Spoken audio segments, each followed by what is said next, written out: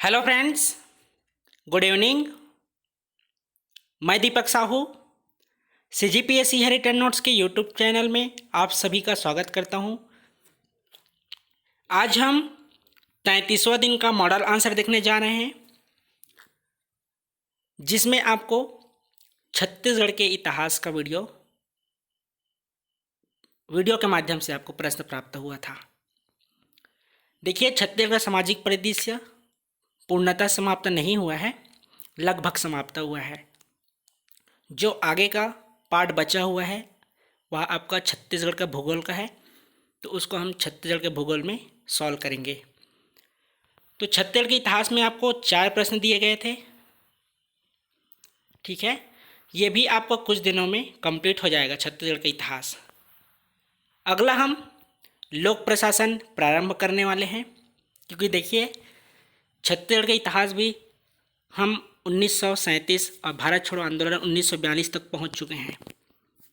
तो सोच लीजिए, जल्द ही हम लोक प्रशासन प्रारंभ करने वाले हैं। तो जिनको भी लोक प्रशासन एवं संविधान में रजिस्ट्रेशन करवाना होगा, जिसमें आपको क्लासेस का वीडियो मिलेगा और प्रॉपर रूप से प्रतिदिन आपको नोट्स भी दिया जाएगा।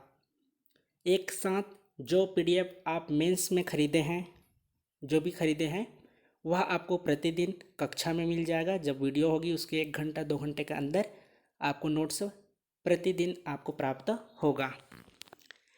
इससे क्या है, आप पर भी एक दबाव बनेगा। जब रजिस्ट्रेशन कराएंगे तो पढ़ाई इसमें आपका स्पीड बढ़ेगा, क्योंकि प्रतिदिन आपको वीडियो मिलेगा, आपको प्रेशर रहेगा कि नोट्स भी बनाना है।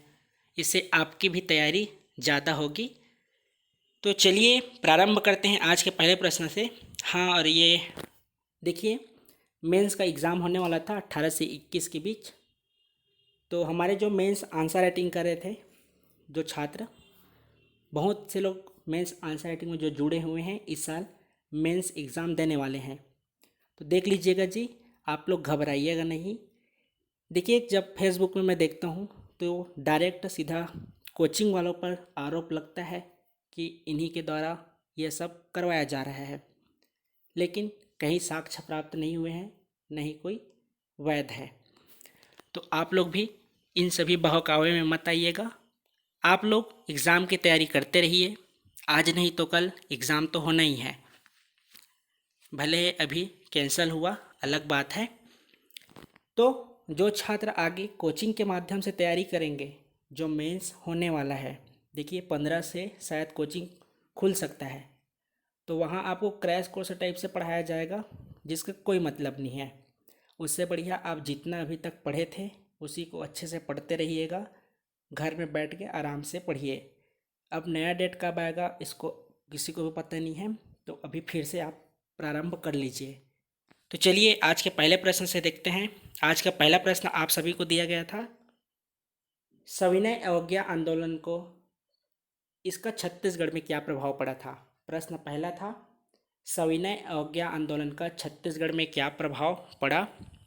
तो देख लीजिए उत्तर, राष्ट्रीय स्तर पर सविनय अवज्ञा आंदोलन की शुरुआत हुई। इस क्रम में छत्तीसगढ़ में भी इसका व्यापक प्रभाव पड़ा। शुरुआत में इस आंदोलन की शुरुआत पंडित रविशंकर शुक्ल ने रायपुर में नमक कानून तोड़कर की।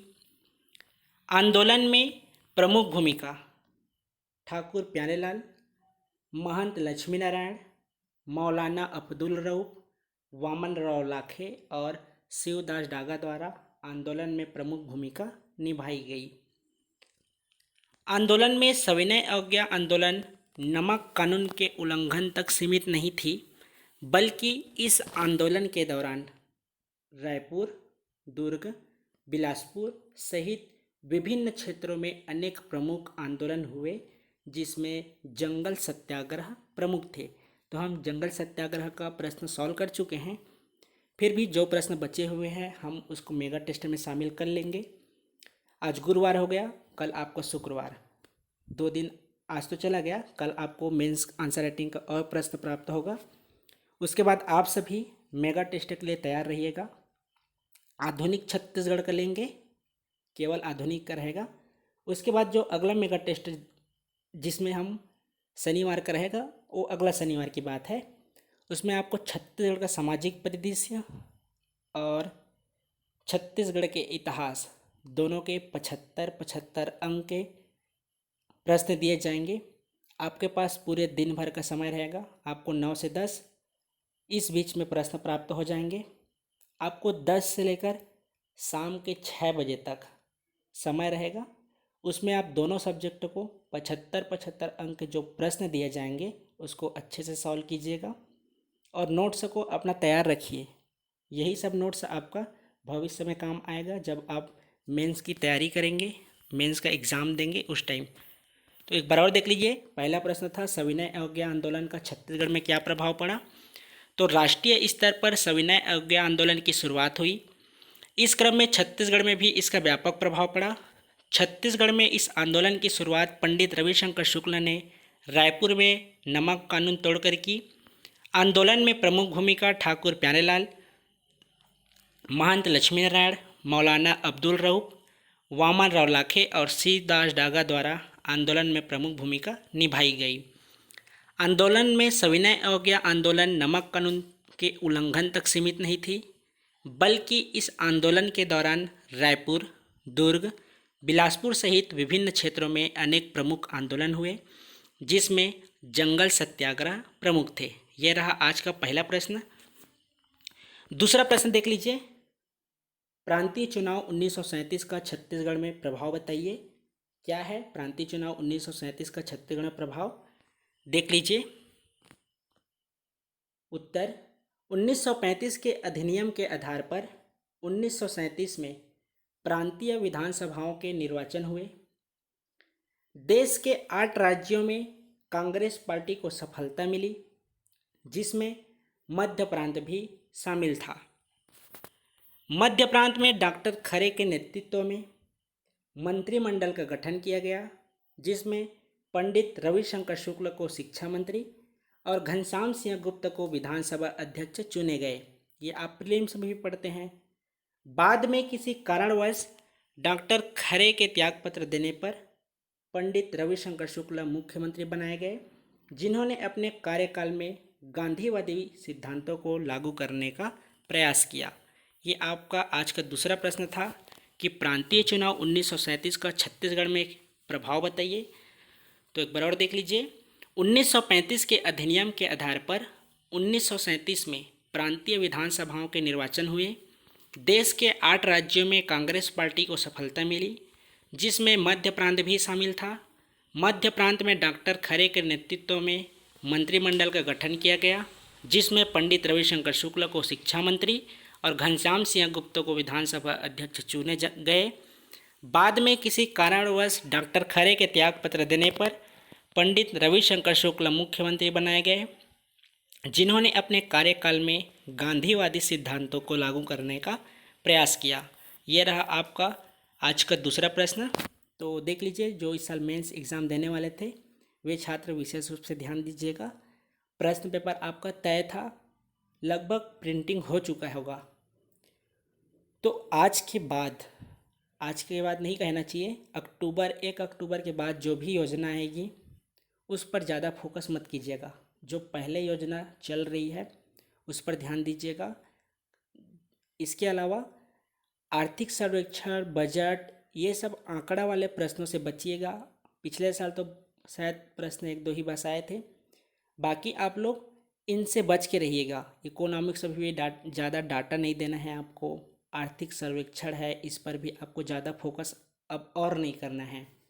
देखिए, अंक आपको ज़्यादा प्राप्त पेपर पहला है, पेपर दूसरा लैंग्वेज और ऐसे वाले, इस पार्ट से आपको अधिक अंक प्राप्त होंगे, तो इस पर ज़्यादा ध्यान दीजिए। तीसरा पेपर है आपका हिस्ट्री का है, कॉन्स्टी का है, तो इस पर भी ज़्यादा ध्यान दीजिए, आपको यहाँ से अंक ज़्यादा प्राप्त होंगे। दर्शन शास्त्र है, लोक समाज शास्त्र है, ये वाला पार्ट से आपको अंक इन तीनों पेपर के तुलना में कम मिलेंगे, तो इस पर भी ध्यान दीजिएगा।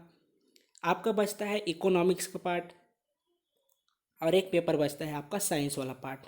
तो साइंस में भी आप अधिक स्कोर कर सकते हैं। आपको फिजिक्स, केमिस्ट्री, बायोलॉजी 10वीं का ही पढ़ना है, मैथ्स है, 10वीं का ही अध्ययन करना है, और आपका पर्यावरण है, इसमें भी आपको पर्यावरण और टेक्नोलॉजी का ज्ञान होना चाहिए। तो देखिए आपका स्कोरिंग सब्जेक्ट है आपका पहला, दूसरा, तीसरा और चौथा। पाँचवा, छठवा और सातवां, आपको सातों पेपर में ज़्यादा दिमाग नहीं लगाना है, क्वालीफाई पर विशेष रूप से ध्यान दीजिएगा, क्योंकि आपको उस पर क्वालीफाई भी करना है। तो आपकी रणनीति अब सातवां पेपर में केवल क्वालीफाई की होनी चाहिए। शेष आपका पहला से लेकर चौथा पेपर, आप इस पर ज़्यादा ध्यान दीजिएगा, इस पर आप ज़्यादा अंक प्राप्त करेंगे।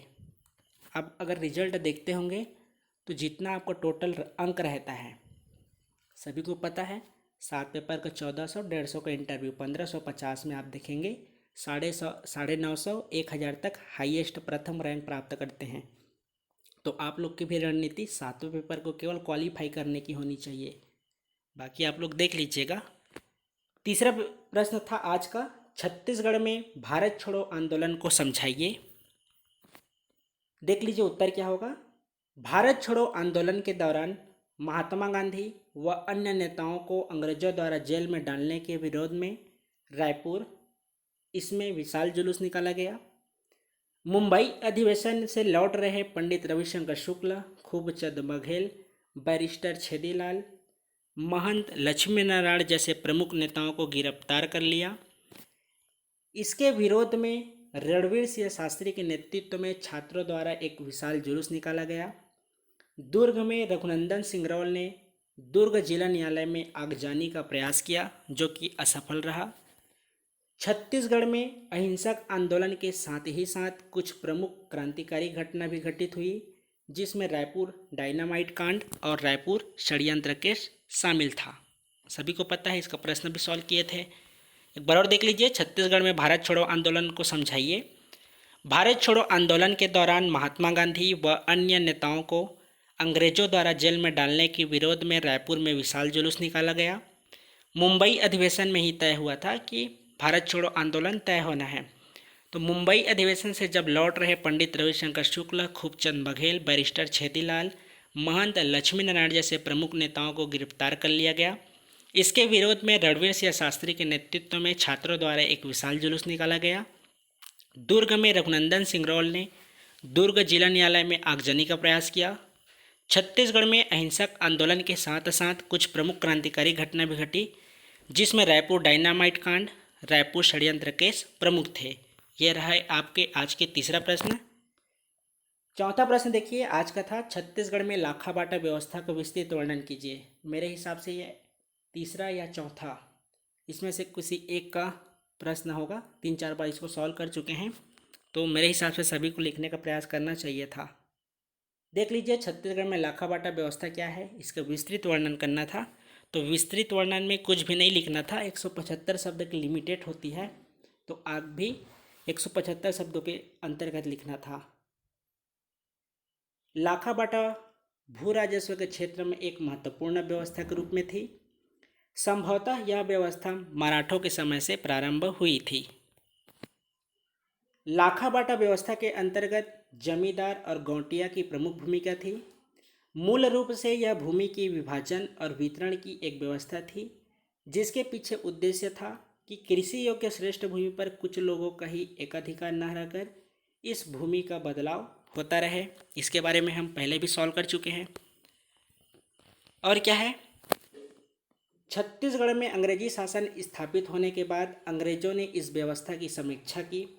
इस क्रम में व्यवस्था को बनाए रखने या परिवर्तन करने के संदर्भ में विचार किए और धीरे धीरे यह व्यवस्था समाप्त हो गया। एक बार और देख लीजिए, चौथा प्रश्न था, छत्तीसगढ़ में लाखा बाटा व्यवस्था का विस्तृत वर्णन कीजिए। तो लाखा बाटा भू राजस्व के क्षेत्र में एक महत्वपूर्ण व्यवस्था के रूप में थी। संभवतः यह व्यवस्था मराठों के समय से प्रारंभ हुई थी। लाखा बाटा व्यवस्था के अंतर्गत जमींदार और गौटिया की प्रमुख भूमिका थी। मूल रूप से यह भूमि के विभाजन और वितरण की एक व्यवस्था थी, जिसके पीछे उद्देश्य था कि कृषि योग्य श्रेष्ठ भूमि पर कुछ लोगों का ही एकाधिकार न रहकर इस भूमि का बदलाव होता रहे। छत्तीसगढ़ में अंग्रेजी शासन स्थापित होने के बाद अंग्रेजों ने इस व्यवस्था की समीक्षा की। इस क्रम में व्यवस्था को बनाए रखने या परिवर्तन करने के संदर्भ में विचार किए और धीरे धीरे यह व्यवस्था समाप्त हो गया। यह रहा आज का चौथा प्रश्न। देख लीजिएगा, जिनको भी लगता है कि संविधान एवं लोक प्रशासन की तैयारी करनी है तो आप लोग रजिस्ट्रेशन दिए हुए नंबर पर SMS करके करवा सकते हैं। 2 नंबर है, एक मेरा है, एक जितेंद्र सर का है, पहला वाला मेरा है। जिनमें भी आप करवाना चाहें करवा सकते हैं। देखिए जी, जब आप रजिस्ट्रेशन करवाएंगे तो आप पर ही एक दबाव बनेगा, जिसके अंतर्गत आपको प्रतिदिन वीडियो प्राप्त होंगे, नोट्स प्राप्त होंगे। तो आप में क्या है, एक प्रेशर बनेगा कि वीडियो आया है तो आपको पढ़ना ही पड़ेगा, नोट्स दिए रहेंगे तो लिखना ही पड़ेगा, इससे आपकी ही तैयारी होगी। तो देख लीजिएगा, जिनको भी लोक प्रशासन एवं संविधान में रजिस्ट्रेशन करवाना होगा तो कुछ ही दिनों में, जैसे ही आपका छत्तीसगढ़ का इतिहास मेंस आंसर राइटिंग कंप्लीट होता है, उसके बाद यह दोनों कक्षाएं प्रारंभ हो जाएगी। तो मिलते हैं कल एक नई सुबह और नए प्रश्नों के साथ। आज के लिए धन्यवाद। शुभ रात्रि।